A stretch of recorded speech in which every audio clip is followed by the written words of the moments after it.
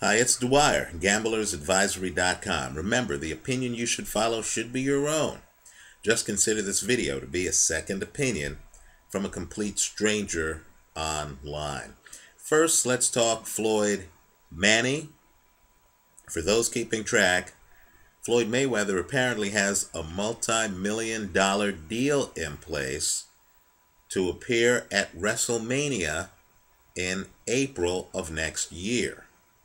Now, these deals require promotional commitments. Floyd apparently, according to reports, is making more than $10 million for the appearance. In fact, some put the number above $20 million, right? What that means is that Floyd Mayweather against Manny Pacquiao isn't going to happen in April of next year, nor is it going to happen in the months preceding April of next year.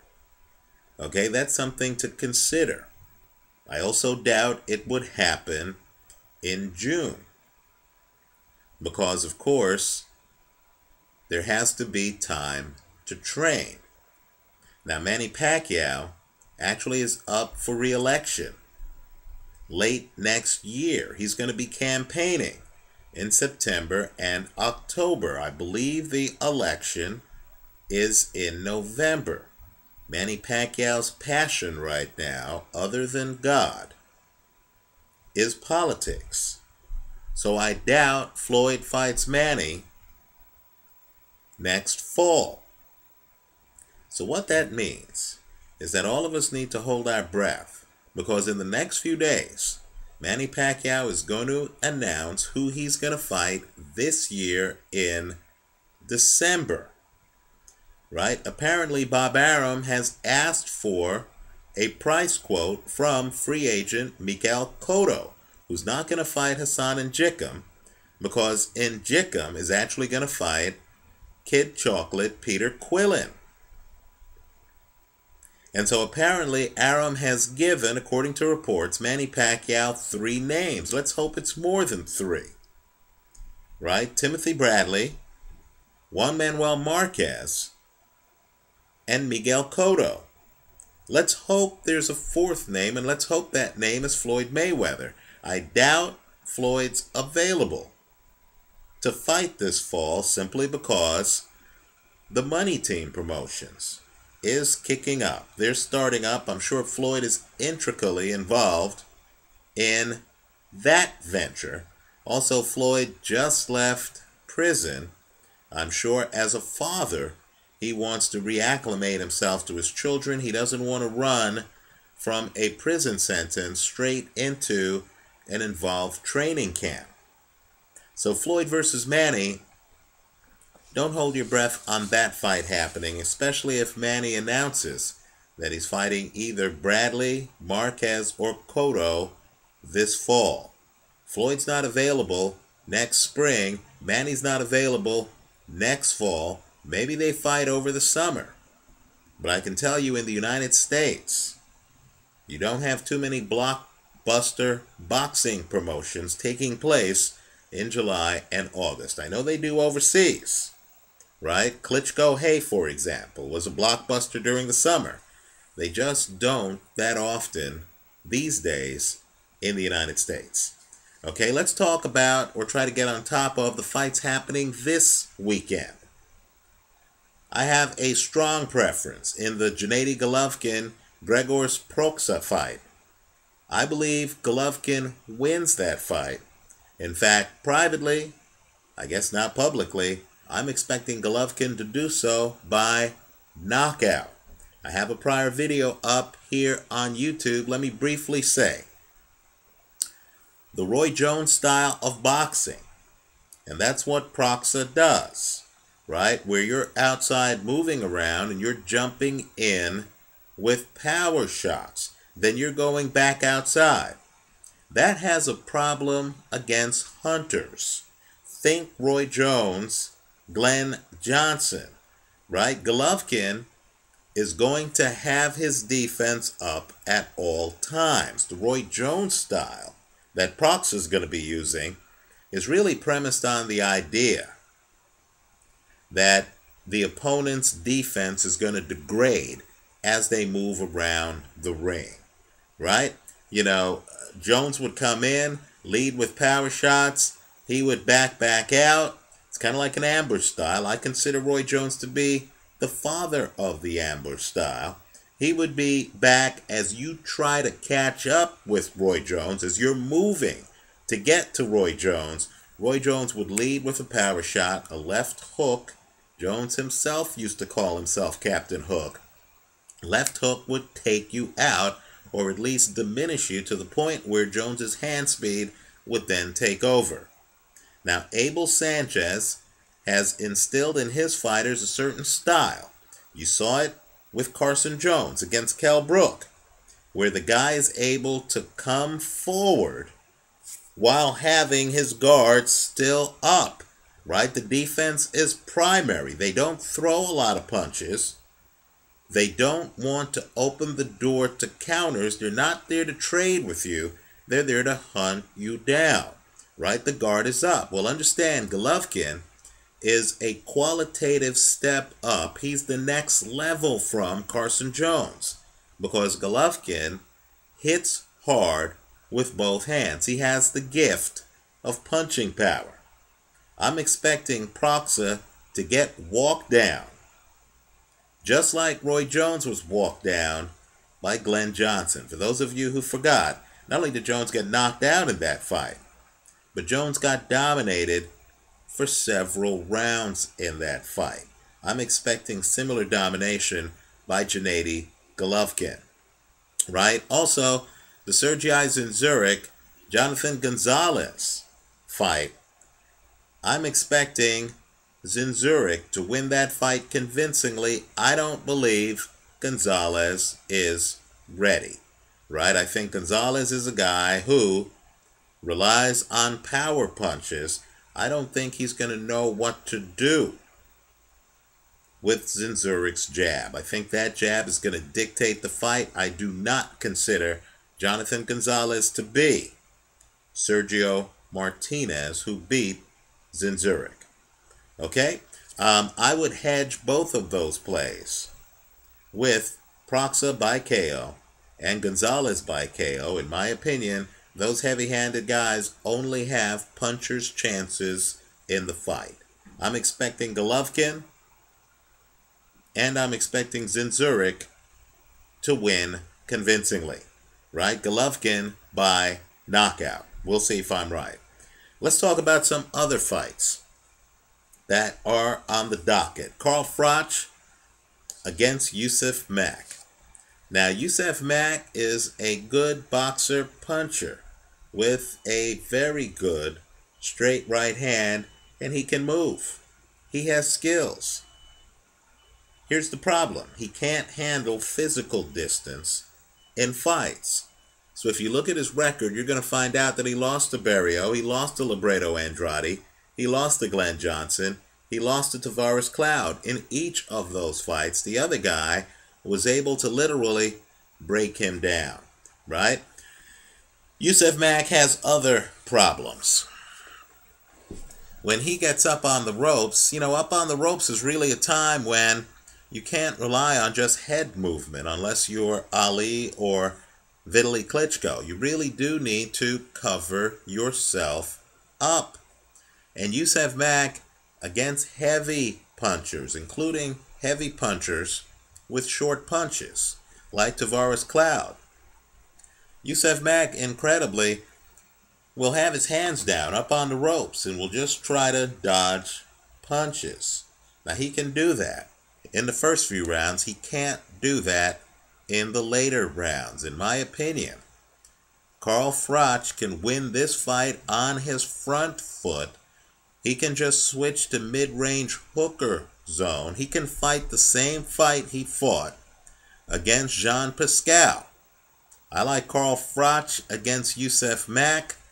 I'm expecting Mack to be effective early, as he always is in fights. He is a pretty slick boxer puncher, but then I expect him to slow down a bit.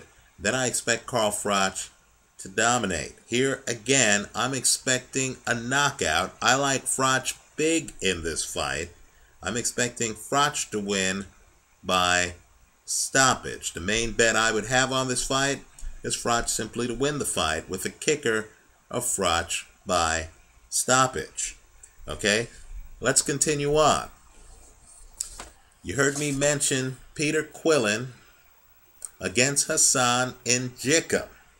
Now this fight is really interesting, but you should know that over the first 4 rounds of Quillin's fight against Winky Wright, Peter Quillin landed a total of 2 jabs against Winky Wright. He was 0 for 16 in the first round. Now Quillin is a very accurate puncher, but he has to be close enough to you to be accurate. In my opinion, Quillin has a problem with movement. My pick in this fight is Hassan Njikum. I believe Hassan Njikum can win this fight on his back foot. Okay, now I know that against Lorenzo, Njikum got caught, fell out of the ring. There's some controversy on whether he got help getting back into the ring, right? And of course, people feel that that video shows that Njikum's chin is not what it should be. And certainly Quillin is a very hard puncher, having knocked down Winky Wright, right? I agree, you have to hedge this bet with Quillin by KO. But my point to you is simply, not that Njikum got knocked down by Lorenzo, not that Njikum fell out of the ring against Lorenzo, but it's the fact that Njikum is the kind of guy who can get knocked outside of the ring and without hesitation, just like Nigel Benn against Gerald McClellan. Without hesitation, he will then try to get back into the ring against a big puncher to continue on in the fight. And let me just say, if you look at the judges' scorecards on that Giovanni Lorenzo fight, you're going to see that Njikum dominated on the scorecards. I understand that it's controversial. I understand that there are some who believe the CompuBox numbers shade toward Lorenzo, and that Njikum got a hometown decision in that fight. My point to you is simply, Njikum could fight the same fight against Peter Quillin, and in my opinion, beat him on his back foot. Right? I think Njikum's going to have the higher volume. I think Quillin's going to have a hard time finding Njikum. Keep in mind, Quillin at times had a hard time finding Winky Wright, who's far less mobile than Hassan Njikum. I like Njikum in that matchup. Be careful, because of course that fight is a matchup between 2 unbeaten fighters. Okay, let's go further. There's another fight, and you need to know about it. It's in the heavyweight division, and it actually has an unbeaten heavyweight who has never gone the distance. Right? Magomed Abdulsalamov is fighting Jamil McCline. And understand, Abdulsalamov in 15 fights has 15 KOs. In fact, I'm not sure if he's ever been past 4 rounds. He is a big-time puncher. Used to be a kickboxer. Apparently a leg injury caused him to move over into boxing, right? And right now he's on the verge of breaking into the top 10. Let me just say the way I'd play this fight, because keep in mind, Jamil McCline did knock down Sam Peter multiple times. Also, Jamil McCline is in his 40s. He's 42. And as I like to tell people, a guy in his 40s who has already been stopped is not going to hang around for 12 rounds if you're kicking his butt, right? If a guy is in his 40s and he's there and he knows that his chances of winning the fight are a long shot at best, he's not going to stand around and try to draw a line in the sand and get messed up in some career-defining fight if the going gets tough, right? We've seen older fighters quit on their stools. We've seen an older fighter get knocked down and just wave to the referee that, hey, that's it for me. I'm not going to continue. Not only that, the older fighters' boys in the corner don't want to see their colleague get messed up, right?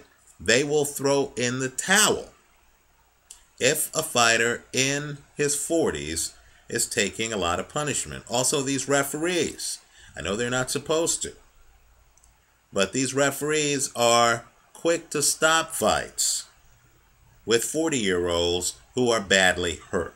The way I'm going to play this, because I've looked at Magnamed's Abdusalimov's tapes, and I'm not that impressed, right? I question his boxing skills.